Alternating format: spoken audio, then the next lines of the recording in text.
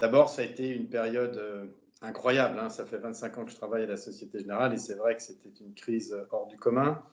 Et la première des raisons, c'est qu'on touchait à la santé de nos clients et de nos collaborateurs. Et c'est bien la première fois dans ma carrière que ce sujet était à ce point important. Et donc, d'abord, ça a été donc cette préoccupation.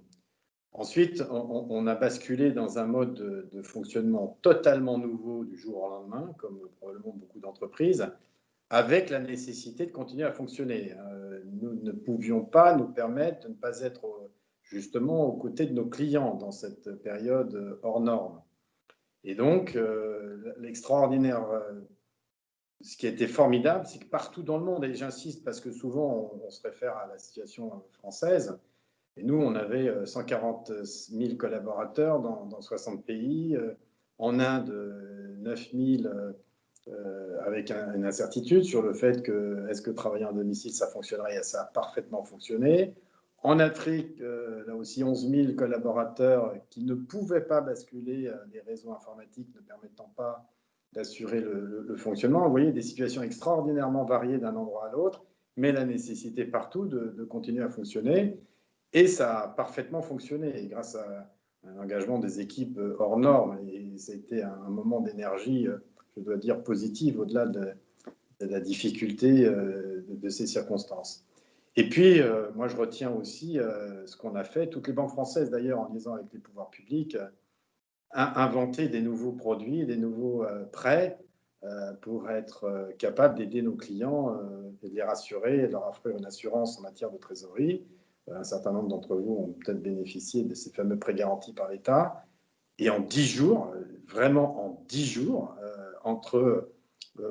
ou en 15 jours, le week-end du 10-11 mars de mémoire, et le 25 mars où tous les réseaux bancaires français ouvraient pour être capables de distribuer ces prêts, ben, ça a été une période incroyable d'engagement des équipes sur le terrain. Voilà, donc une période hors norme, mais qui montre, moi, dans l'ensemble, je trouve que les entreprises ont su s'adapter, c'est assez remarquable. Et puis, bien sûr, maintenant, les conséquences de cette crise aussi sur les économies, les clients, et qu'il va falloir continuer à accompagner. Le travail n'est pas terminé. Ce qui est vrai, c'est qu'on l'a vu venir, contrairement peut-être au premier. D'une part, on sentait monter cette deuxième vague, et puis deuxièmement, et encore une fois, en étant présent en Asie, nous-mêmes, nous savions qu'il pouvait y avoir des deuxièmes vagues, hein. L'Asie est en avance de 2 mois à peu près sur l'Europe, donc on était plus prêts. Et puis deuxièmement, tous les dispositifs, effectivement, étaient prêts. Et donc, si j'ose dire, on a basculé plus facilement. Alors, je dois dire qu'on avait trouvé un excellent rythme, me semble-t-il, en tout cas dans nos tours, avec les salariés, étaient ravis de pouvoir trouver un équilibre entre télétravail et présence dans les bureaux. Donc, pour beaucoup, d'avoir à revenir au télétravail imposé à 5 jours par semaine n'était pas forcément une bonne nouvelle. Donc, d'une certaine manière, finalement, peut-être un peu plus de morosité à revenir dans ce deuxième reconfinement. Sur les économies, je pense au total quand même un impact qui va être moindre. Évidemment, on a en tête que le bâtiment, notamment, va pouvoir continuer à fonctionner. Le bâtiment s'était beaucoup arrêté dans la première vague. Là, il y a une volonté de poursuivre les chantiers. Beaucoup d'entreprises, moi je parle à beaucoup de chefs d'entreprise, beaucoup d'entreprises ont leurs usines qui fonctionnent. On voit effectivement que c'est plutôt les services aux personnes qui sont les plus affectés. Et bien sûr, les commerçants, les cafés, les restaurants, tout ce qui est lié au tourisme. Mais c'est une crise donc très sélective dans ses impacts. Donc moins d'impact global. J'espère qu'on va pouvoir revenir à la normale et puis surtout avoir des vaccins qui vont définitivement nous rassurer.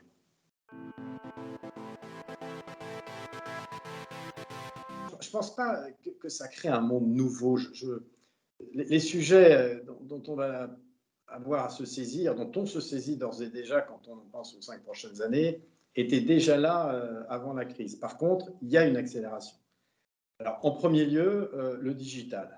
Évidemment, et vous savez, la banque est un des secteurs qui est le plus impacté par l'émergence de ces nouvelles technologies, puisque notre métier, c'est un métier de service. Nous sommes en relation avec des clients.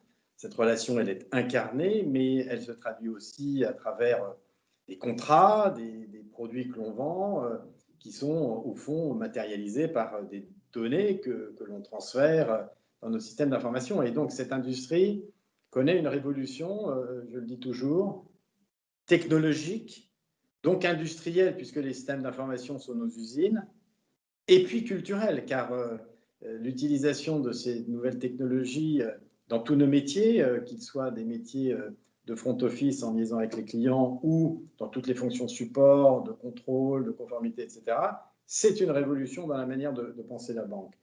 La deuxième chose qui va être vraiment très, très présente et que la crise accélère, n'a pas fait naître, et que la crise accélère en particulier parce qu'au fond, les pouvoirs publics, lorsqu'ils pensent investissement de fonds publics, pensent évidemment à cela, c'est toute la transition énergétique. Et on sent que la crise crée finalement, renforce les attentes, que cette crise aussi finalement, une nouvelle fois, parce que l'argent public européen, parce que l'argent public des gouvernements va être fléché avec ces enjeux-là, ces objectifs, va faire que tous les acteurs vont renforcer leur engagement. Et c'est évidemment le cas de la Société Générale. Alors, ça n'a pas commencé avec la crise. Nous, on a commencé depuis plusieurs années en ligne avec aussi ce qui, le scénario de Paris a bougé, trouvé des nouveaux services. Mais là, on sent bien une accélération. On a pris d'ailleurs des nouveaux engagements concrets, sortie du charbon, réduction en valeur absolue à court terme de notre empreinte en matière d'extraction de pétrole et de gaz, tout en s'inscrivant dans un accompagnement de nos clients, développement des énergies renouvelables, des financements. Je suis fier que la Société Générale soit première banque mondiale en septembre dans ce domaine. Mais au-delà de ça, on sent qu'en tout cas, on va s'embarquer dans une trajectoire et aligner l'ensemble de nos portefeuilles. Et on voit qu'il y a une multitude d'activités concernées. Ça va depuis des financements de grands projets solaires, hydrauliques, éoliens, mais c'est aussi la rénovation des bâtiments, c'est la manière dont nous-mêmes, notre propre empreinte, on a réduit, et on a de l'informatique, donc on a là aussi des enjeux en matière de réduction des émissions. Nous avons une grande filiale de gestion de flotte automobile. On voit la bascule des flottes vers des véhicules électriques. Enfin, le champ de l'action est énorme. Et puis, troisièmement, c'est la bascule aussi, je pense, dans un nouveau mode de travail. Nous nous parlons aujourd'hui via vidéo. Nous avons utilisé les Zooms et autres pour parler à nos clients, à nos collègues. Oui, je pense que le travail, en tout cas, nous, on s'inscrit vraiment dans cette logique-là aussi, les nouvelles formes de travail, un équilibre, un télétravail plus organisé, plus systématique, certainement, mais aussi avec une présence dans les locaux, parce que je pense que le sentiment d'appartenance est là, que c'est important de faire partie d'une communauté, et que, bien entendu, pour les nouveaux entrants, c'est pas facile de ne pas rencontrer du tout les collègues. Bref, je crois vraiment qu'il y a une voie, une trajectoire pour quelque chose qui préserve totalement la productivité. Et en tout cas, Société Générale va être un pionnier dans ce domaine. Moi, je voudrais d'abord leur dire, il faut, quelle que soit votre situation, et peut-être que vous êtes dans une situation difficile, garder espoir, garder le courage et la détermination. Cette crise, on va finir par en voir le bout. Deuxièmement, leur dire que aussi, enfin nous, c'est certainement ce qu'on fait. On est amené à penser différemment nos business models avec cette crise. Et il ne faut pas avoir de tabou. On va accélérer, nous, dans un certain nombre de choses. La Société Générale, comme les banques françaises, d'ailleurs, seront à vos côtés. J'espère qu'on a montré à quel point la banque est utile. Et je pense qu'on l'a fait. Je suis fier de le dire.